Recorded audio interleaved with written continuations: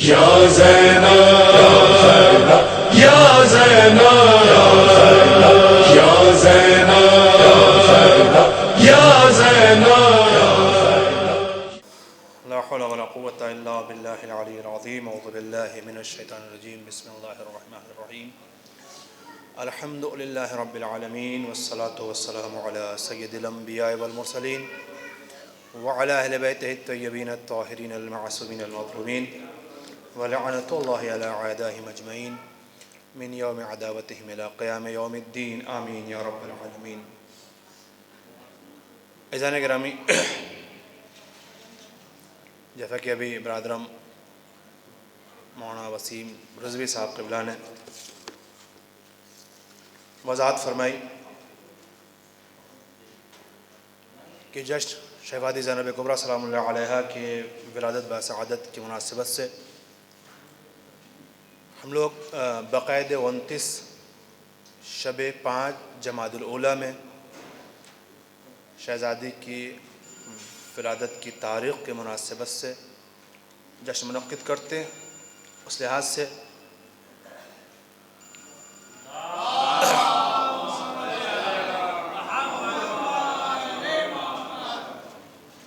جشن شہزادی زینب کبریٰ سلام اللہ علیہا کے بارگاہ اقدس سے ہوتا ہوا سرزمین ہندوستان تک پہنچا اور یہ تقریباً 7واں دور ہے اس جشن کا. الحمدللہ جبل پور کی سرزمین پر یہ جشن، میں اتنا کہوں گا کہ شاید یہاں کے مومنین کے خلوص کے صلے کے طور پر، ان کی محبتوں کے صدقے کے طور پر، جس طریقے سے انہوں نے گزشتہ کئی برسوں سے کوشش کی تھی کہ کسی طریقے سے شہزادی تذکرہ ہمارے یہاں ہو. الحمدللہ یہاں بہت بڑے جشن ہوتے ہیں، شعراء اس بات کے گواہ ہیں. سرزمین جبل پور پہ بہت عالیشان جشن کیا جاتا ہے اور بڑے جشن زمانے سے ہو رہے ہیں، اور پھر بھی ایک آرزو تھی جناب زینب سلام اللہ علیہا کے سلسلے سے یہ جشن یہاں منعقد کیا جائے.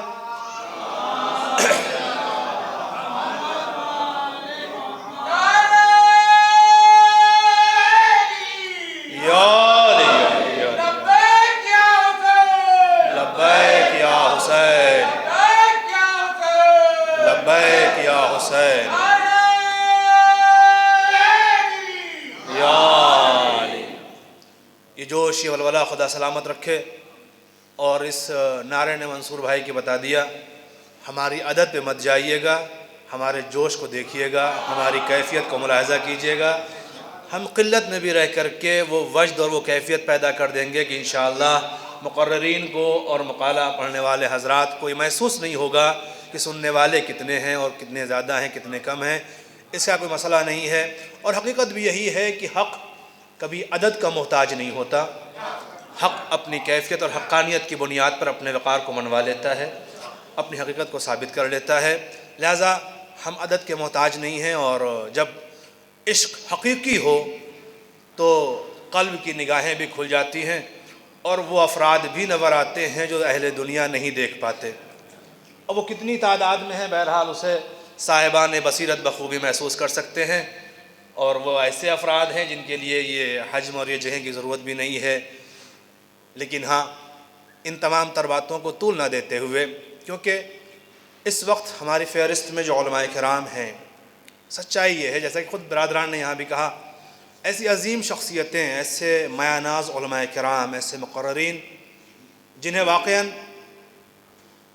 لوگ تلاش کرتے ہیں، لوگ ان کے بیانات سننے کے لیے، ان کے خطاب کو سننے کے لیے، انہیں اپنے ہاں ایک مرتبہ بلانے کے لیے کئی مرتبہ کوشش کرتے ہیں تو بمشکل حاضر ہوتے ہیں اپنی مصروفیات کی بنیاد پر. اس کے علاوہ کوئی وجہ نہیں ہوتی. ورنہ ہم سب اس در کے خادم ہیں، جب بھی موقع ہوتا ہے خدمت کے لیے حاضر ہوا کرتے ہیں. اور کیا کریں، ہر جہاں خدمت کرنا ہے، مصروفیت کبھی بھی مانے ہو جاتی ہے اور ہم نہیں پہنچ پاتے. مگر پھر کہوں گا، جس شہزادی زینب کبریٰ سلام اللہ علیہا نے، جس عالمہ غیر معلمہ نے، جس عقیلہ بنی ہاشم نے ہم حقیر اور کہتے ہیں کہ بہت ہی معمولی سے ذروں کو اپنے در پہ بلا کر کے علم کی جو سوغات دی ہے، اس نے اگر ہمیں کسی لائق بنایا ہے تو ہم برادران نے یہ عہد کیا ہے جب اس شہزادی کے نام پہ ہمیں کہیں جانا ہوتا ہے تو ہم اپنی ساری مصروفیات کو، سارے معاملات کو ترک کرتے ہوئے اس جشن میں شرکت کے لیے حاضر ہوتے ہیں۔ میں اپنی بات کروں اور اپنے برادران طرف سے کہ صرف اور صرف اس جذبے کے تحت کہ اگر آج ہم کسی لائق ہیں تو فقط شہزادی زینب کبریٰ سلام اللہ علیہا کی عطا ہے، ان کی نگاہ کرم کا اثر ہے، ورنہ آپ جانتے ہیں دنیا کے حالات کیسے ہیں، زمانہ کہاں سے کہاں پہنچ گیا ہے، کون کسے سننا چاہتا ہے، کون کسے بلانا چاہتا ہے۔ اگر ہم کسی قابل ہیں تو جس کے صدقے میں ہیں ہم اپنی حیات کا ہر لمحہ اگر اس کے لیے وقف کر دیں تب بھی حق نہیں ادا ہو سکتا۔ ادنا سی کوشش ہوتی ہے جو کچھ حاضر ہے وہ ان کے نام پہ پیش کر کے شکرانہ ادا کر سکیں۔ اسے ادا کرنے کے لیے میں کہا بہت سے علماء کرام تشریف فرما ہیں اور ہمارے پاس وقت بہت محدود ہے، لہذا بہت ہی مختصر سے وقت میں انشاءاللہ کوشش کروں گا کہ ہمارے تمام برادران یا علماء کرام اپنے اپنے بیانات آپ حضرات کی محترم سماعتوں کے حوالے کر سکیں، آپ کے قلوب کو منور کر سکیں۔ لہذا میں سب سے پہلے اپنے برادر محترم حجت الاسلام والمسلمین عالی جناب مولانا تسخیر حسین صاحب قبلہ جو پورا معروف ضلع مئو سے تشریف لائے ہوئے ہیں، ان سے گزارش کروں گا کہ وہ تشریف لائیں اور اپنے بیانات سے شہزادی زینب کبریٰ سلام اللہ علیہا کے فضائل اور ان کے مناقب آپ کے گوش گزار کریں۔ میں باواز بلند ایک صلوات کے ساتھ جناب کا استقبال فرمائیں۔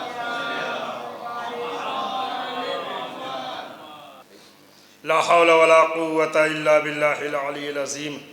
اعوذ باللہ من الشیطان الرجیم۔ بسم اللہ الرحمن الرحیم۔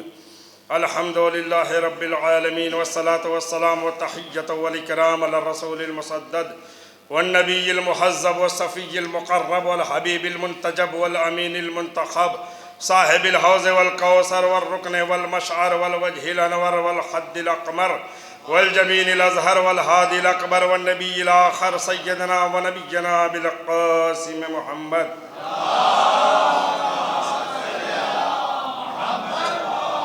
وآلہ الطیبین الطاہرین المعصومین المظلومین ولعنۃ اللہ علی اعدائہم اجمعین۔ اما بعد فقد قال رسول اللہ صلی اللہ علیہ وآلہ وسلم تعلیم القرآن افضل العبادہ۔ صلوات پڑھیں محمد وآل محمد۔ محسن انسانیت، نجات دہندہ بشریت، آگاہ کنندہ مستقبل، نبض شناش آدمیت، ہادی امت، آمنہ کا لال، عبداللہ کا جایا، ہاشمی گھرانے کا چشم و چراغ، طٰہٰ کی طہارت، یاسین کا خطاب، والشمس کا فن، واللیل کی زلف والا، حبیب کبریا محمد مصطفیٰ صلی اللہ علیہ وآلہ وسلم ارشاد فرماتے ہیں کہ قرآن کا سیکھنا اور سکھانا افضل عبادت ہے۔ یقیناً یہ قرآن مجید وہ انمول موتی ہے جو غیب کے خزانوں میں بے حد مقبول تھا، بے حد معروف تھا، اور اس قرآن مجید کے اندر فصاحت و بلاغت کے وہ گوہر آبدار پائے جاتے ہیں جس کی چمک سے بڑے بڑے فصحاء اور بلغاء کی آنکھیں کھیرا کھیرا ہو کر کے رہ گئیں۔ اور کیوں نہ ہو، یہ اس کا کلام ہے جو خود خالق فصاحت و بلاغت ہے، اور یہ کتاب ایسے افراد کی پناہ میں ہے جن کے وجود کی برکت سے فصاحت کو جلا ملی، بلاغت کو روشنی ملی، لفظوں کو پرکھنے کا سلیقہ ملا، جملوں کو ادائیگی کا طریقہ ملا۔ یہ کوئی اور گھرانہ نہیں ہے، یہ آل مصطفیٰ کا گھرانہ ہے، آل محمد کا دروازہ ہے۔ جہاں پہ کوئی محمد ہے جس نے دنیا والوں کو حمد خدا کی راہ دکھائی، جہاں پہ کوئی علی ہے جس نے الوہیت کی پہچان کروائی، جہاں پہ کوئی فاطمہ ہے جس کے وجود کی برکت سے کائنات کے اندر رشد و ہدایت کی روشنی پھیلی، جہاں پہ کوئی حسن ہے جس نے دنیا والوں کو حسنات کو چھپانے کا ہنر بتایا، جہاں پہ کوئی حسین ہے جس نے کائنات کے اوپر احسان کر کے انسانی قدر و منزلت کو بام عروج تک پہنچا دیا، جہاں پہ کوئی سید سجاد ہے، جہاں پہ کوئی محمد باقر ہے، جہاں پہ کوئی جعفر صادق ہے. یہ ایک پورا سلسلہ ہے نور کا جو ختم ہوتا ہے، منتہی ہوتا ہے ہمارے آخری امام کے اوپر، جو غیبت کے پردے میں رہنے کے باوجود بھی زمانے کو یوں فیض پہنچا رہے ہیں جیسے سورج بادلوں میں چھپ کر کائنات کے اندر رشد و ہدایت کی روشنی پھیلاتا رہتا ہے. یہی کائنات کے حقیقی وارث ہیں. یہ اگر نہ ہو تو زمین اپنے اہل و حیال کے ساتھ دھنس جائے، یہ کائنات ختم ہو جائے. تو عزیزو پتہ چلا کہ حجت خدا وہ ہے جو محافظ کائنات ہوتا ہے، اور جو حجت خدا کا محافظ ہوتا ہے اسے زینب کبریٰ کہا جاتا ہے. حجت خدا کے محافظ کو زینب کبریٰ کہا جاتا ہے. یہی وہ شہزادی ہیں ہماری زینب اولیاء مقام کہ جب نور ولایت کا اقتران صدف عصمت سے ہوا تو جو انمول موتی وجود میں آیا اسے زینب کبریٰ کہا جاتا ہے. شہزادی کی عظمت آپ حضرات کے سامنے بس مختصر سے وقت میں بیان کرنا ہے. ہمارے بعض برادران میں سے کسی نے تقریباً 10 برس پہلے ایک رسالہ نکلتا تھا سیدہ زینب سے، زینب کبریٰ. اس میں کسی برادر محترم نے بہت اچھی بات لکھی تھی جو مجھے اب تک یاد ہے. شہزادی زینب کی ولادت کے سلسلے میں کچھ خاص باتیں اللہ تعالیٰ نے رکھی تھی.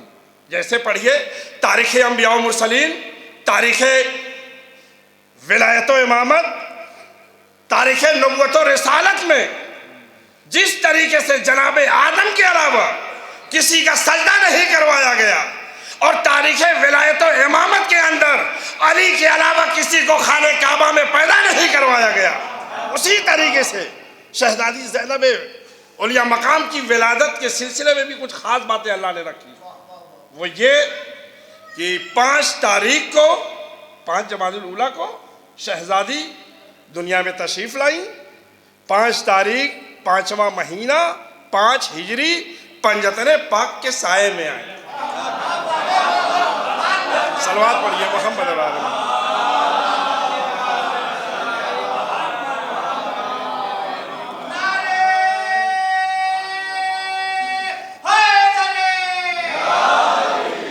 جو خاص بات ہے وہ یہ کہ پنجتن پاک میں سے جب مولا کائنات دنیا میں تشریف لائے صرف ایک معصوم موجود تھے، رسول خدا.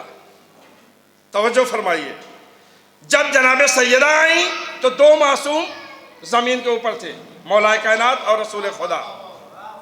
جب مولا حسن دنیا میں تشریف لائے تو 3 معصوم تھے، رسول خدا، مولا کائنات اور جناب سیدہ. جب مولا حسین دنیا میں تشریف لائے تو 4 معصوم تھے، مگر جب شہزادی دنیا میں تشریف لائیں تو پنجتن پاک کے سائے میں تشریف لائیں. یہ قدرت کا خاص انتظام ہے، اور جو ذمہ داری شہزادی زینب اولیاء مقام کو اللہ نے دی کائنات میں کسی انسان کو نہیں دی. سب سے بڑی ذمہ داری جناب زینب اولیاء مقام کے ذمہ داری تھی، سب سے بڑی. کون سی ذمہ داری کا تذکرہ کیا جائے اس مختصر سے وقت میں؟ کربلا میں. اور دیکھیے شہزادی تاریخ میں پڑھنے کو یہ بھی ملا، قرآن کے سلسلے میں رسول نے فرمایا کہ قرآن کا سیکھنا افضل عبادت ہے. تو جس طریقے سے مولا کائنات کوفے کے اندر مردوں کے درمیان مردوں کو تفسیر قرآن اور قرآن کے بارے میں بتاتے تھے، ان کو سکھاتے تھے، تعلیم دیتے تھے، اسی طریقے سے عقیل بنی ہاشم جناب سیدہ سلام اللہ علیہا عورتوں میں جو کوفے میں خواتین تھیں ان کے درمیان تفسیر قرآن پڑھاتی تھی اور انہیں سکھاتی تھی اور انہیں درس قرآن دیا کرتی تھی. تو عزیزو کیوں نہ شہزادی لوگوں کو درس قرآن دے؟ جن کے گھر کی کنیزیں 40 برس 30 برس تک زبان قرآنی میں گفتگو کرتی ہوں، اس در کی عظمت شہزادی فضہ نے تقریباً 30 برس یا 40 برس تک زبان قرآن میں، قرآن کی زبان میں دنیا والوں کے سامنے گفتگو کر کے بتایا، اے امت مسلمہ دیکھو، بحر ظلمات میں گھوڑوں کا دوڑانا اور ہے، فکروں اور फिजा कैसे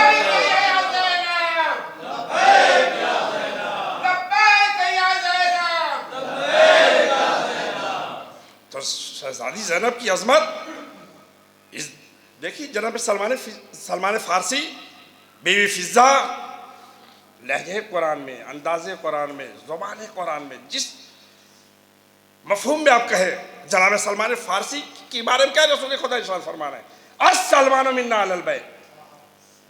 आगे बहजत फरमाते हैं ये रसूल खुदा का कह देना जनाब सलमान फारसी की इस्मत के ऊपर दलील है। सलमान हमें से जनाब सलमान से रिवायत है कि मैं मौजूद था, बीवी फिजा मौजूद थी और सरकार मौजूद थे, मौलाए कायनात पंजतन पाक सब मौजूद थे। इतने में अल्लाह की जानिब से बस आखिरी रिवायत आपकी ज़हमत तमाम,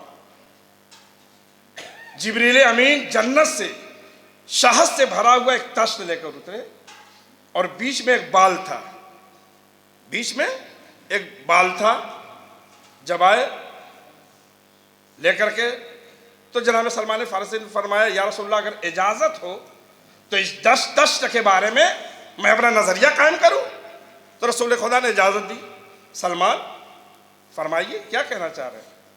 तवज्जो अजीज़ो, जनाब सलमान फारसी ने फरमाया या रसूलल्लाह ये तश्त ईमान इस तश्त की तरह है और किसी इंसान का ईमान को कबूल कर लेना इस शहद से ज्यादा शीरी है और मरते दम तक ईमान पे बाकी रहना बाल से ज्यादा बारीक है।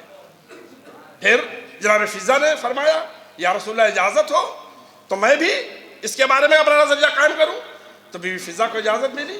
फरमाया या रसूलल्लाह ज़कात इस तश्त की तरह है, ज़कात को अदा करना शहद से ज्यादा शीरी है और ज़कात को अदा करने के बाद किसी मुस्तहक तक पहुंचा देना बाल से ज्यादा बारीक है। मौला हुसैन ने इजाजत चाही, मौला हुसैन को इजाजत मिली। या रसूलल्लाह इल्म इस तश्त की तरह है, इल्म को हासिल करना शहद से ज्यादा शीरी है। अजीजों मैं अपने बच्चों के लिए बता दूं तालीम और इल्म दुनिया में ये एक ऐसा सिक्का है कि दुनिया की हर चीज खरीदी जा सकती है। इल्म कारे मुसल्लत से निकालकर इंसानियत को बाबे उरूज पे लाता है। इल्म रोशनी है, इल्म नूर है, इल्म लाइट है, इल्म पावर है। इल्म के जरिए तमाम तरक्की हो रही है और इल्म का हासिल करना शहद से ज्यादा शीरी और इल्म को हासिल करने के बाद इल्म के ऊपर अमल करना बाल से ज्यादा बारीक है। मौला हसन ने इजाजत चाहिए मैं नजरिया कायम करूं। मौला हसन को इजाजत मिली। उसके बाद फरमाया हुकूमत तश्त की तरह है, हुकूमत की कुर्सी पे बैठना शहद से ज्यादा शीरी है और हुकूमत की कुर्सी पे बैठकर अदल और इंसाफ के साथ काम लेना बाल से ज्यादा बारीक है। उसके बाद जनाब सैयदा ने इजाजत चाहिए, जनाब सैयदा को इजाजत मिली। जनाब सैयदा ने भी अपना नजरिया कायम किया। बाबा औरत तश्त की तरह है, औरत की इज्जत व इफ़्फ़त और इस्मत शहद से ज्यादा शीरी है और औरत को अपनी इज्जत व पाकीज़गी और इफ़्फ़त का बचाना बाल से ज्यादा बारीक है।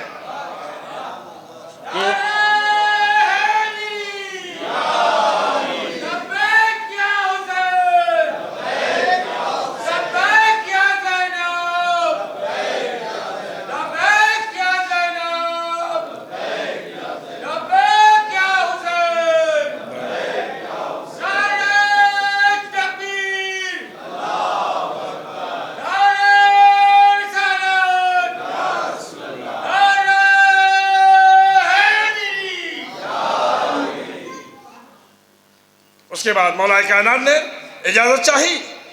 मौलाए कायनात ने फरमाया मेहमान इस तश्त की तरह है, मेहमान का किसी के घर आना शहद से ज़्यादा शीरी है और मेहमान को साहिबे खाना से खुशी के साथ चले जाना बाल से ज़्यादा बारीक है।